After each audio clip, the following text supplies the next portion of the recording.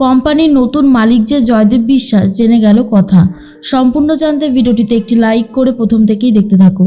গল্পের শুরুতেই দেখা যায় কথা, এদিকে প্রত্যয় আর অগ্নি তিনজন মিলে চলে গেছে আসল অপরাধীকে খোঁজার জন্য চেষ্টা করে যাচ্ছে। নিবারণের থেকে জানতে পারে অন্য একটা গ্যারেজে নাকি সেই গাড়িটা রয়েছে। এরপরে নিবারণের দেওয়া সেই গাড়ির গ্যারেজে চলে আসে অগ্নিরা, কিন্তু সেই অ্যাড্রেসে এসে কোথাও কোনো গ্যারেজ দেখতে না পেয়ে আশেপাশে থাকা লোকজনকে জিজ্ঞেস করে এখানে কোনো গাড়ির গ্যারেজ আছে কিনা, কিন্তু তারা তখন বলে না, এখানে তো কোনো গাড়ির গ্যারেজ নেই, আপনারা ভুল জানেন। তখনই কথা বলে একটার পর একটা উপায় হাত থেকে বেরিয়ে যাচ্ছে, চাইলেও আমরা কিছু করে উঠতে পারছি না। মা আনন্দী পথ দেখাও, যাতে আমরা কিছু একটা ক্লু পেতে পারি। এর মধ্যেই আস্তে আস্তে কথা গেটের সাইডে যেতে থাকে, আর সেখানে গিয়েই দেখতে পায় সেই গাড়িটা রয়েছে। আর এর মধ্যেই অগ্নি বলে, হ্যাঁ রে, তুই এখানে কি করছিস? আর তখন কথা বলে, দেখুন এখানে একটা গাড়ি এইভাবে চাপা দেওয়া রয়েছে, এটা দেখা যায় না পার্শ্বক মশাই, এর ভেতরে কি আছে? প্রত্যয় তখন নিবারণকে ফোন করেছে আর বলে, কি ভেবেছেন? হ্যাঁ, আপনি আমাদের সাথে ইয়ার্কি মারছেন? পুলিশের সাথে ইয়ার্কি মারার ফল না খুব একটা ভালো হবে না, জানেন তো। বলছি, এই যে আপনি অ্যাড্রেসটা দিয়েছিলেন, এই অ্যাড্রেসটা তো পুরোটাই ভুয়ো, মিথ্যে কথা বলার আর জায়গা পান না, তাই না? তখনই নিবারণ বলে, স্যার আমরা জানি না, বিশ্বাস করুন যেটুকু জানতাম আপনাকে জানিয়ে দিয়েছি। আমরা তো ওইখান থেকেই গাড়িটা নিয়ে এসে ভাড়াটা দিয়েছিলাম, আমরা এখন কি করে জানবো বলুন?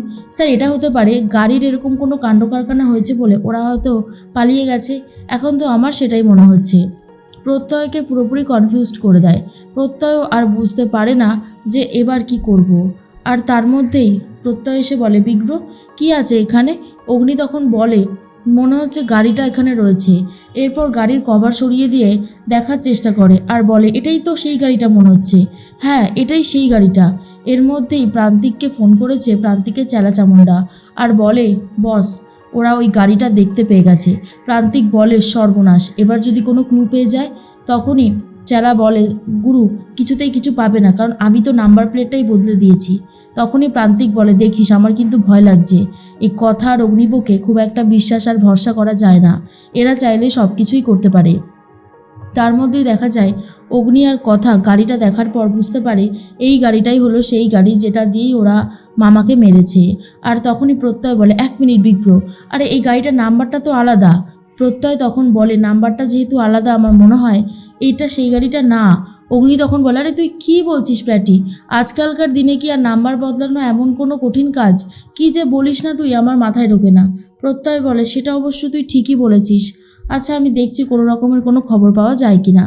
আর তখন অগ্নি তো রেগে গিয়ে গ্যারেজের সামনে যেই লোকগুলো ছিল যারা অগ্নিদের ভুল বোঝাচ্ছিল তাদেরকে মারতে শুরু করে অগ্নি, আর বলে, মিথ্যে কথা বলা, হ্যাঁ মিথ্যে কথা বলা, এই গাড়িটা দিয়ে একজনকে মারা হয়েছে আর আপনি মিথ্যে কথা বলেছেন, বলেই মারধর শুরু করে দেয়। প্রত্যয় তখন বলে, বিগ্র ছেড়ে দে, এরকম করিস না। অগ্নি তখন প্রচণ্ড রেগে যায়। কথা বলে, পাচক মশাই কি করছেন? ওকে এইভাবে মেরে কোনো কাজ হবে না, ও সত্যি কথা স্বীকার করবে না পাচক মশাই, আপনি একটু শান্ত হন। পাচক মশাই বলে, কি করে শান্ত হব? ওরা যে তোকে মারার প্ল্যান করেছিল, ওরা যে তোর মামাকে মেরে দিয়েছে, তোর যদি কিছু হয়ে যেত আমি নিজেকে কি করে ক্ষমা করতাম বল? কথা বলে, আমার কিছু হবে না, আমি একদম ঠিক আছি, আগে আপনি একটু শান্ত হন, এরকম করবে না পাচক মশাই। আর পাচক মশাই তখন শান্ত হচ্ছে। অন্যদিকে জয়দীপ বিশ্বাস কথা বলতে থাকে প্রান্তিকের সাথে, আর প্রান্তিক তখন বলে, তুমি এগুলো নিয়ে কোথায় যাচ্ছ বাপি? জয়দীপ বিশ্বাস বলে, একটা নতুন ফোন দিয়ে এঁটেছি, ইন্স্যুরেন্স ক্লেম করে ওরা কোনো টাকা পয়সাই পাবে না। এইভাবে যে আগুনটা লেগে গেছে ওদের পুরো প্রোডাকশন বন্ধ আছে, আর যেহেতু ইন্স্যুরেন্স ক্লেম করেও কোনো টাকা পয়সা পাবে না, সেহেতু ওদের কোম্পানিটা পুরোপুরি বৃথা হয়ে যাবে। আর এই সময় দাঁড়িয়ে আমি ওদেরকে টাকা দিয়ে কোম্পানিটা কিনে নেব, তারপর বিদেশের একটা কোম্পানিকে ডেকে কোলাবোরেশন করে আমি ওই জায়গাতে নতুন নতুন ব্যবসা তৈরি করব। আর এটা শোনার পর প্রান্তিক বলে, বাহ পাপি, তুমি তো এটা দারুণ বলেছ, এটা কিন্তু দারুণ আইডিয়া। প্রান্তিক বিশ্বাস বলে, কিন্তু এত সহজে কি ওই শশীভূষণবাবু রাজি হবে? জয়দেব বিশ্বাস বলে, যদি টাকা পয়সা না পেয়ে কোনো কিছুই করতে না পারে আর কি বা করবে, কোম্পানি বিক্রি করে দেওয়া ছাড়া তো আর কোনো উপায় থাকবে না, তাই এটাই সব থেকে ভালো একটা উপায়, আমার তো এখন এটাই মনে হয়। আর ঠিক তখনই একটা কথাই অগ্নি ভাবে এর মধ্যে, যে কথাকে ভালো রাখতে হবে, কথার দায়িত্ব যখন নিয়েছি আর জয়দেব বিশ্বাস ভাবে কথা আর অগ্নিপোকে শেষ করতে হবে। প্রান্তিক বলে, বাপি তুমি চিন্তা করো না, সব ঠিক হয়ে যাবে। বিপত্তারিণী পুজো, বাড়িতে পুজোর আয়োজন শুরু হয়ে গেছে। আর তখনই দিদা বলে, এই সময় ছোটো খোকাও নেই, কর্তামশাইও চলে গেল, মেজো খোকা আর মেজো বৌমাও বেরিয়েছে। নূপুর তখন বলে, হ্যাঁ মেজদি ভাই আর মেজদা তো শ্বশুর বাড়িতে গেল। মেজদি ভাইয়ের বাবার অবস্থা ভালো না, আর আপনার ছোট ছেলে তো বাবাকে নিয়ে গেল কি ইন্স্যুরেন্স কোম্পানিতে, সেখানে গিয়ে কি সব হিসাব টিসাব বাকি আছে। এর মধ্যেই কথা বলে, ঠাকুরমশাই পুজো শেষ হয়েছে তো?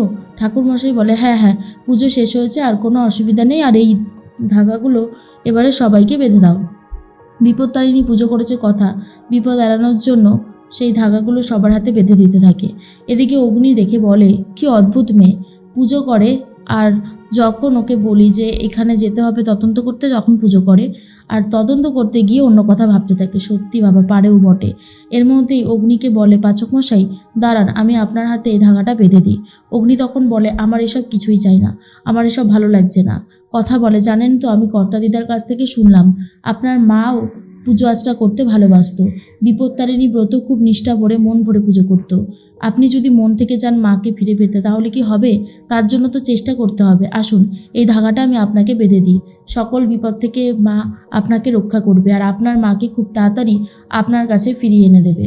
তখনই এই কথা শুনে অগ্নি খুব ইমোশনাল হয়ে পড়ে আর বলে, ঠিক আছে দে। এই বলে হাতটা বাড়িয়ে দিয়ে ধাগাটা পরে নেয় আর জিজ্ঞেস করে, এই সুতোটা পরলে সমস্ত বিপদ কেটে যাবে? আর তখনই কথা বলে, যাবে তো, সমস্ত বিপদ কেটে যাবে। এর মধ্যে অগ্নি জুনিকে বলে, জুনি আর একটা ধাগা নিয়ে আসো তো। এরপরে জুনি আরেকটা ধাগা দিলে কথার হাতে ধাগাটা বেঁধে দিয়ে বলে, সব থেকে বিপদ বেশি তোর, তাই আমি চাই তোর বিপদটা যেন কেটে দেয় আগে, বুঝেছিস? এর মধ্যেই কথা তো খুব খুশি হয়ে যায়। কর্তা দিদার কাছ থেকে অনুমতি নিয়ে ধাগা আর প্রসাদ নিয়ে কর্তা দাদুদের কাছে যাচ্ছে কথা। আর এর মধ্যেই পিসিমণিকেও নিয়ে গেছে। কর্তা দাদু ইন্স্যুরেন্স কোম্পানিতে গিয়ে জানতে পারে তারা কোনো ইন্স্যুরেন্সই পাবে না। এটা জয়দেব বিশ্বাসের একটা চাল। ইন্স্যুরেন্স কোম্পানিকে বলে রেখেছে আর টাকা খাইয়ে রেখেছে। তখনই ছুটকা বলে, কেন কেন পাবো না? আমরা ইন্স্যুরেন্স করেছি কি করতে যদি আমরা বিপদের সময় টাকাটা না পাই? এর মধ্যেই কোম্পানির লোক বলে, কারণ আগুনটা কোনো দুর্ঘটনা থেকে লাগেনি, আগুনটা আপনারা ইচ্ছে করে লাগিয়েছেন, তাই ক্ষতিপূরণের টাকা আপনারা পাবেন না। কর্তা দাদু বলে, এটা কখনো হতে পারে? ইচ্ছা করে কেউ আগুন লাগায়? এরপরেই কর্তা দাদু বুঝতে পারে না কি করবে। তার মধ্যেই কর্তা দাদুর সাথে দেখা করতে চলে আসে জয়দেব বিশ্বাস।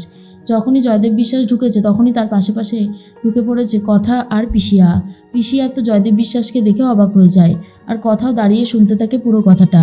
জয়দেব বিশ্বাস বলে, আমি আপনার কোম্পানি কিনে নিতে চাই শশীভূষণবাবু, আপনি রাজি থাকলে বলুন, আপনাকে আমি অনেক টাকা দেব।